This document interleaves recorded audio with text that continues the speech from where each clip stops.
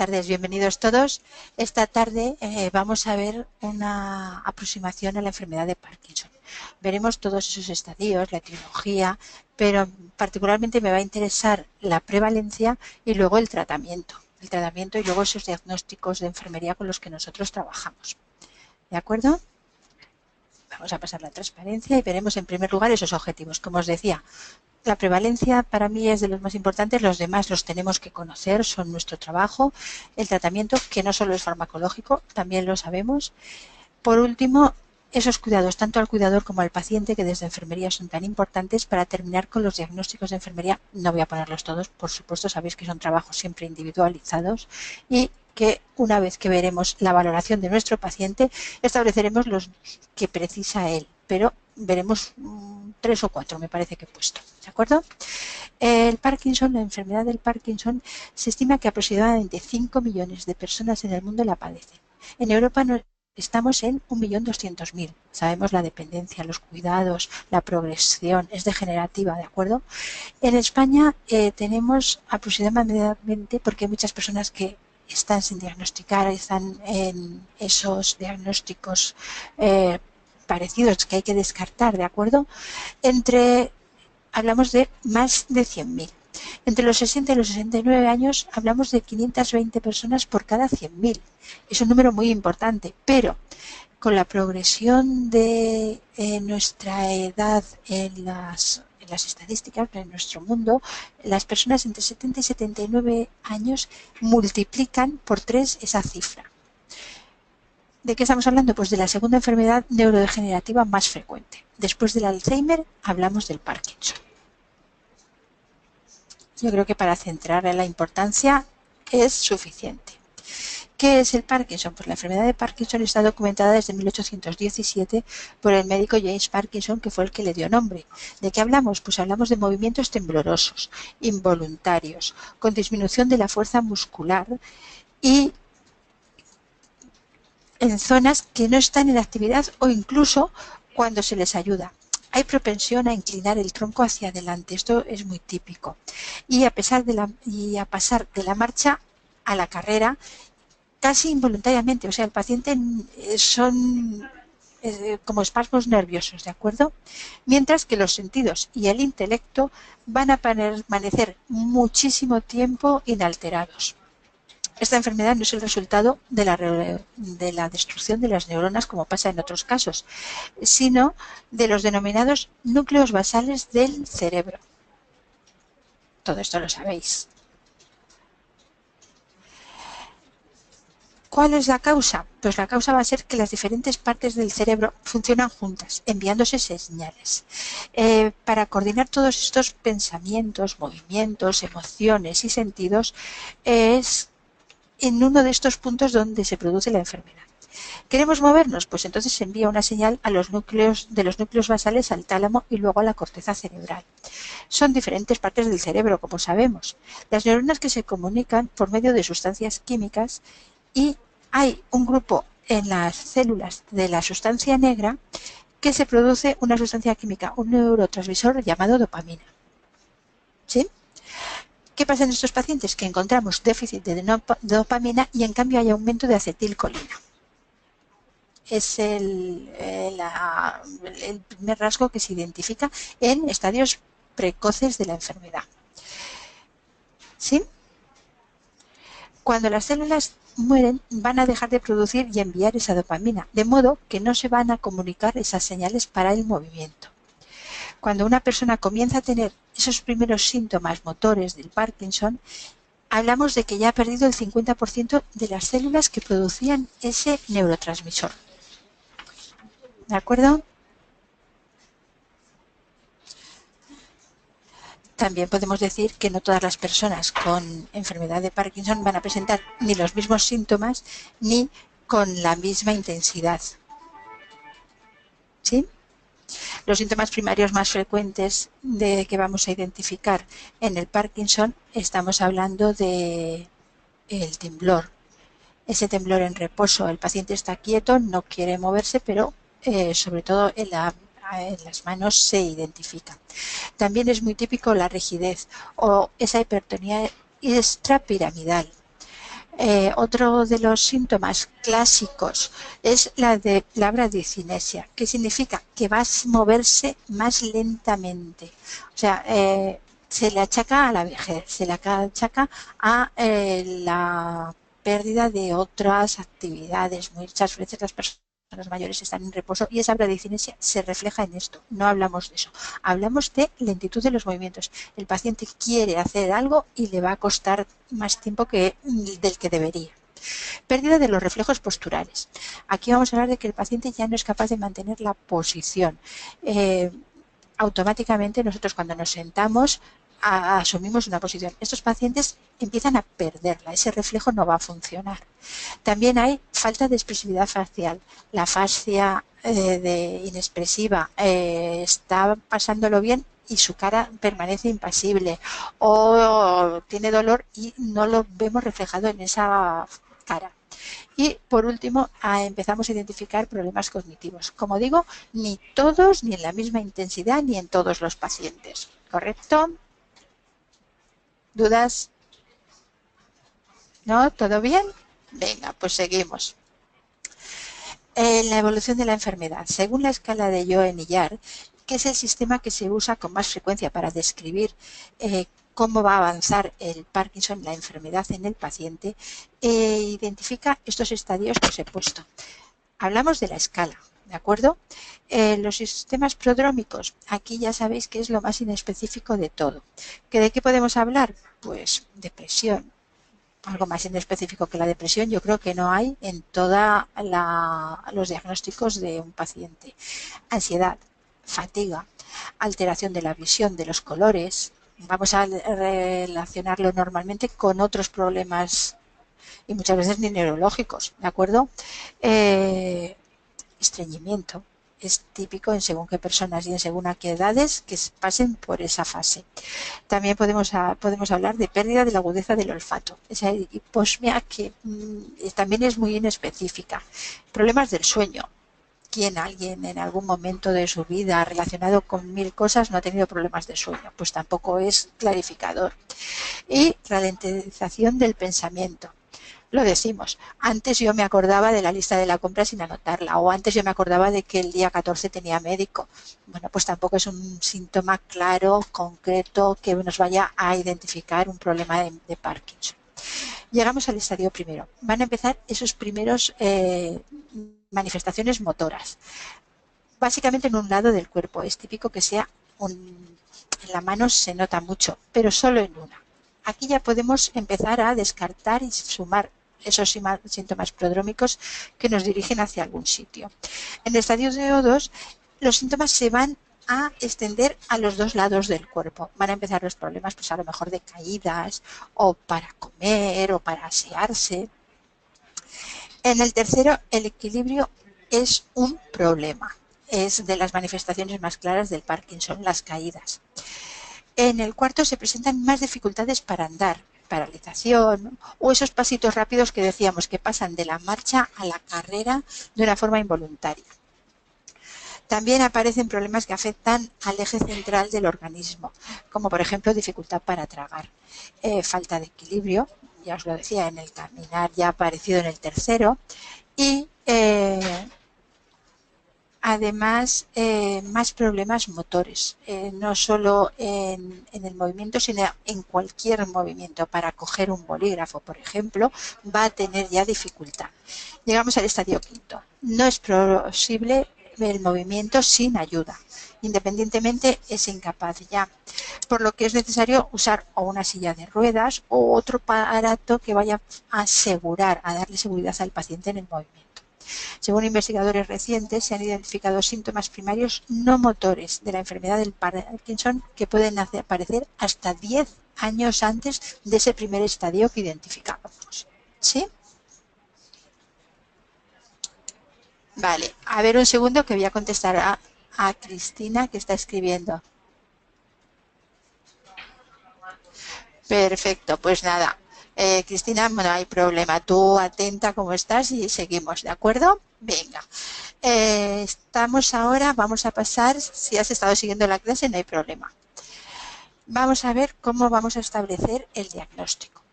el diagnóstico van a existir 5 criterios que nos van a ayudar, ¿de acuerdo? Es, son de gran ayuda en nuestro trabajo como enfermeras. ¿Por qué? Porque la enfermera va a seguir a ese paciente y lo va a ver a través del tiempo y va a poder constatar cómo se producen y cómo van adelantando esos déficits que decíamos. Como en primer lugar, el progreso es progresivo. Nadie se levanta un día con Parkinson en estadio 5, ¿de acuerdo? En segundo lugar, vamos a tener la presencia de 2 al 3 de los signos cardinales, de esos síntomas que decíamos antes. O va a haber temblor, o va a haber esa rigidez, o vamos a poder identificar la bradicinesia, ¿de acuerdo? Uno de ellos. A continuación, la presencia de al menos 2 de los siguientes hechos.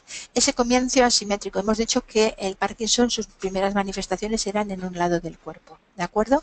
O del temblor como síntoma inicial. También es posible eso que decíamos de el movimiento en reposo, no en el movimiento voluntario de coger algo, sino está quieto, está sentado, está tranquilo y se mueve.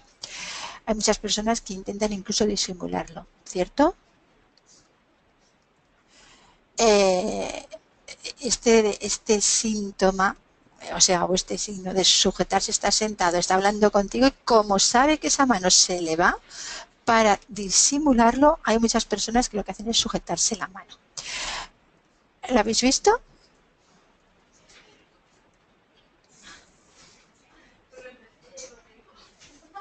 ¿No? ¿Sí? Bueno, hay de todo. Y por último está la ausencia de hechos clínicos característicos de otros diagnósticos, es decir, esos diagnósticos diferenciales que hablábamos antes. Si no hay estos síntomas claros de Parkinson, pues entonces estaremos hablando de otro proceso degenerativo, aunque tenga alguno de estos. Ya hemos dicho que hacen falta al menos 2 o 3. El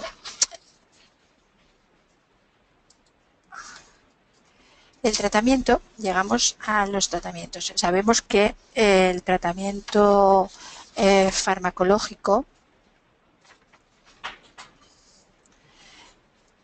en el momento en que la enfermedad sigue avanzando, vamos a instaurar el más típico, el más conocido, es la levodopa. El medicamento que más se receta con más frecuencia. Ayuda a reponer, lo que hace es sustituir esa dopamina que hemos dicho que estaba disminuida. Simenet es una combinación de levodopa y carbidopa. Es el medicamento que usan la mayoría de los médicos para tratar el Parkinson. Otros, pues podemos, según las manifestaciones de cada paciente, se pueden pautar estos otros con idea de ir directamente a los síntomas del paciente concreto. Por ejemplo, pues no sé si tuviera más problema en el equilibrio, o ya veríamos hacia dónde se dirige ese tratamiento. El segundo tratamiento imprescindible con estos pacientes, y es en el que yo me puedo centrar, es el tratamiento fisioterápico. ¿De qué estamos hablando? Pues estamos hablando de actividades kinesioterápicas que van a prevenir esas retracciones, es decir, los movimientos corporales, esas posiciones que hemos dicho que el paciente iba a ir perdiendo, ese control de esos reflejos involuntarios, ¿de acuerdo? Pues estas actividades le van a ayudar. También, pues las actividades para el control de la tendencia a la flexión. Hemos dicho que estos pacientes tienden a inclinarse. Yo creo que simplemente es por pérdida de ese control de su posición, ¿de acuerdo? Y por último, los ejercicios para la autonomía personal, todo aquello que les ayude a mantener su autonomía, ayudarles a que sigan pues con ese aseo personal o a mantener el vestirse, el calzarse, ¿de acuerdo? Todas estas cosas, cuanto más tiempo se mantengan en el tiempo, más les va a ayudar, sobre todo a su propia autoestima, a valorar que no están perdiendo sus capacidades, ¿de acuerdo? Bien, Cristina, ¿vamos bien?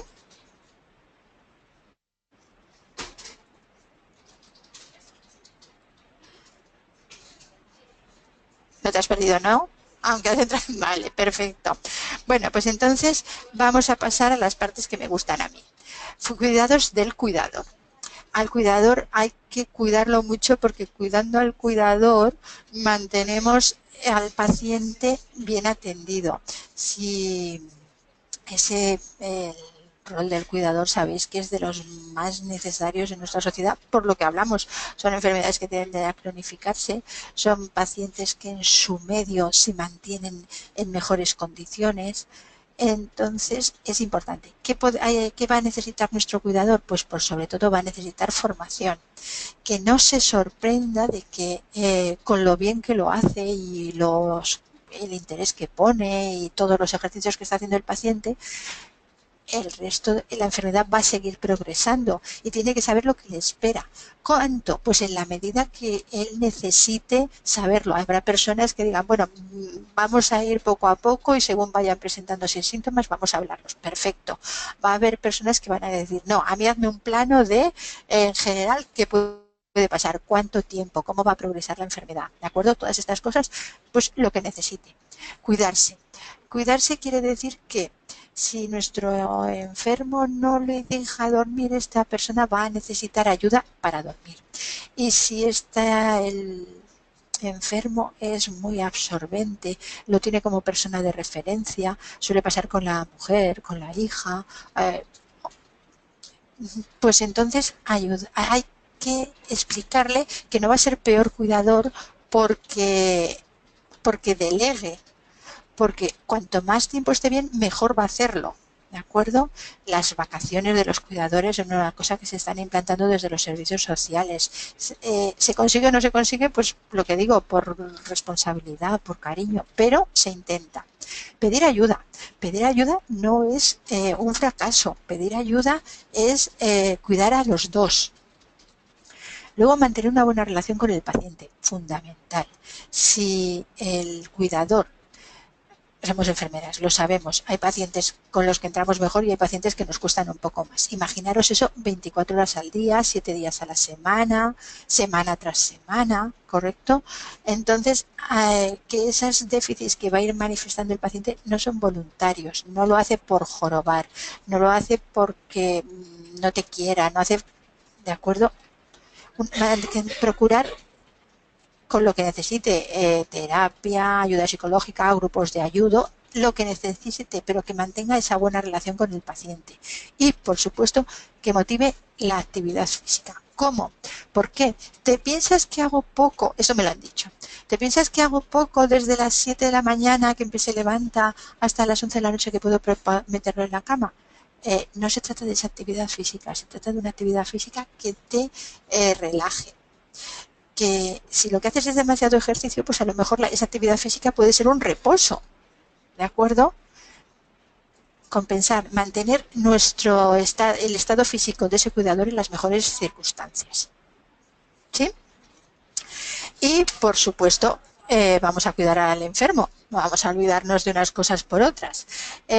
Vamos a cuidar al enfermo, ¿cómo? Pues empezamos por mantenerle las capacidades cognitivas. Si nuestro paciente, pues yo que sé qué, era de crucigramas, de puzzles, de leer la prensa, de lo que sea, no vamos a hacerle que estudie una carrera, lógicamente, pero mantener todo el tiempo posible esas capacidades que realizaba. Yo tengo una señora que ha estado haciendo ganchillo hasta antes de ayer y os aseguro que el temblor en reposo era espectacular, perdió la movilidad de las piernas y en cambio esa memoria no sé de qué tipo, esa habilidad, seguía haciendo ganchillo, unas cadenetas enormes, luego volvía con un punto enano, ¿de acuerdo? Pues eran las suyas, pero eran sus habilidades y cuanto más las mantengan, mejor.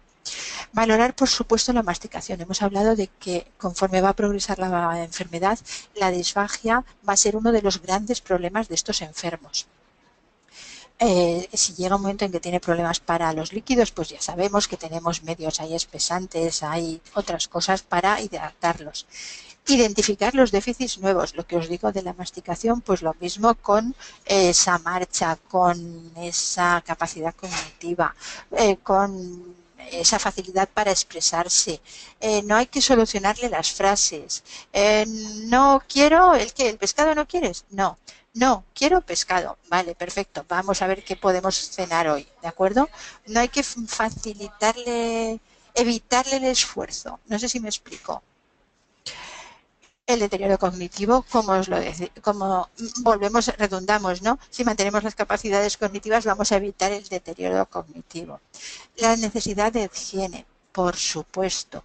Hemos dicho, mientras mantengamos esa independencia, ese autocuidado, él se va a sentir mejor porque hemos hablado de que las capacidades cognitivas son las últimas que se pierden. Antes se pierden todas las motoras. Y, por supuesto, la adherencia al tratamiento. Esas medicaciones, esos cambios de medicación, estar al día. Oye, que ha empezado se cayó el otro día, el equilibrio lo llevamos peor. Bueno, pues podemos completar la medicación, podemos completar la alimentación.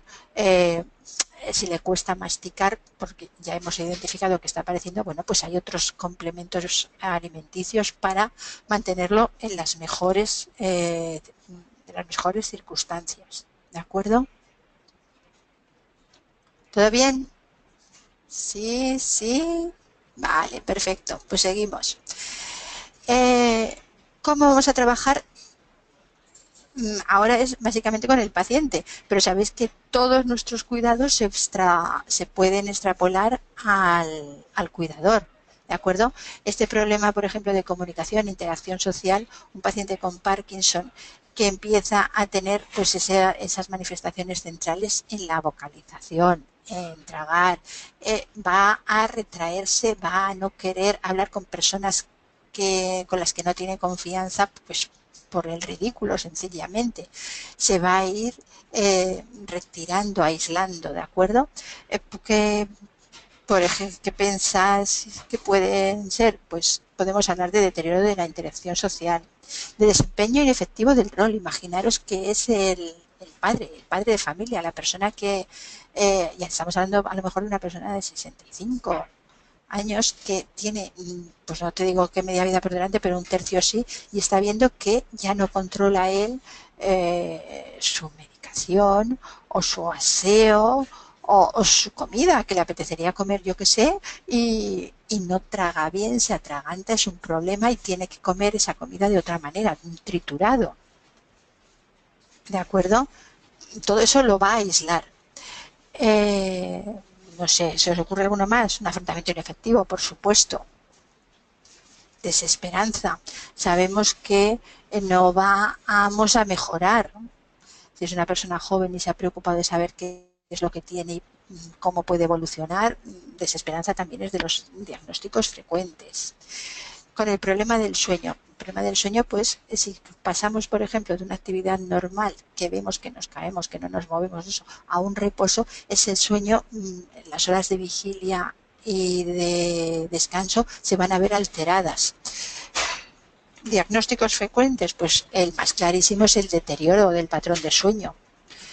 ¿Qué vamos a intentar conseguir? Pues que el paciente sea capaz de analizar su propia conducta y las consecuencias derivadas de la misma, que se dé cuenta de que si está despierto es a las 3 de la mañana y ya su equilibrio no va del todo bien, no puede estar solo, va a alterar el sueño del compañero, del cuidador, de la hija, de la mujer, del padre, de la persona que lo esté atendiendo, ¿de acuerdo? Entonces, si asume esas cosas, va a ser más fácil tratarlas. ¿Qué más? Contribuir a la toma de decisiones. Vale, no duermes de noche, de acuerdo, pues vamos a intentar durante el día hacer esto, lo otro, levantarnos antes, hacer una higiene del sueño, todas esas cosas ya sabéis que tienen que ser pautadas. Problemas con las habilidades para el autocuidado. Estos pacientes hemos dicho que van a ir a peor. Son procesos degenerativos. Entonces, cuando se dé cuenta que no es capaz de limpiarse los dientes o de afeitarse, va a tener un problema. ¿De acuerdo? Pues vamos a ir previniéndolos conforme aparezcan. ¿Sí? Objetivos, pues, perdona, diagnósticos, pues podemos hablar de déficit de autocuidado en la alimentación, déficit de autocuidado en el uso del inodoro, en el vestido, ¿vale? Esos serán nuestros diagnósticos y individualmente pautaremos objetivos y actividades. Problemas de atención, orientación y memoria. Aquí, pues, desde el deterioro de la memoria, la confusión crónica, aquello de que es que no me aclaro, es muy típico, por ejemplo, cuando si duermen siesta, al despertarse de la siesta, o sobre todo ahora en invierno, que es de noche, vamos a desayunar. No, son las 5 de la tarde, el reloj, o son las 6. Vamos a merendar. ¿Te acuerdas? Hemos comido no sé qué y esta mañana ha venido fulanito a verte. Era por la mañana. Centrarlos, ¿de acuerdo? Y orientarlos y facilitar esa memoria. Venga, estamos a jueves. ¿Quién viene el jueves? Ah, es verdad que el jueves viene no sé quién. Pues venga, vamos a preparar la merienda que vendrá fulanito a merendar. Centrarlos en espacio, en tiempo, orientación es importante. Entonces, según el déficit que identifiquemos, trabajar. Y sobre todo, el apoyo a ese cuidador informal. Ese cuidador que lo que os decía, va a ser el que va a mantener ese paciente, sobre todo en su entorno, que les va a dar mucha seguridad. ¿Qué podemos decir de estos diagnósticos para el apoyo al cuidador informal? Pues interacción social. Estos pacientes, conforme se implican en el cuidado, van a padecer cada vez más la misma falta de comunicación y de interacción social que el paciente. Alteración o cansancio en el desempeño del rol, lo mismo. Si tiene que salir, tiene que ventilarse, tiene que... antes se hablaba de estos pacientes que iban como la Guardia Civil en parejas. Y directamente como una lapa del cuidador, y el cuidador acababa deshecho, ¿de acuerdo? Teníamos dos enfermos entonces. Otro es el afrontamiento individual e ineficaz. Si lo identificamos como que pues no duerme, no come, está alterado, hay que trabajar con él también en mejorar esas circunstancias y en conseguir establecer unos criterios de resultados. Vamos a ver, un día a la semana al cine. Ah, pero es que un día a la semana al cine. ¿Quién se va a quedar con el paciente? Pues el padre, la madre, la tía, la vecina. Lo llevaré a un centro de día. ¿De acuerdo? No es un fracaso, es una solución. ¿Correcto? ¿Lo ves? ¿Estáis conmigo? ¿Sí? Cristina.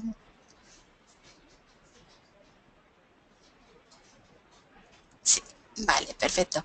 Pues entonces por mi parte yo voy a terminar. Muchas gracias por vuestra participación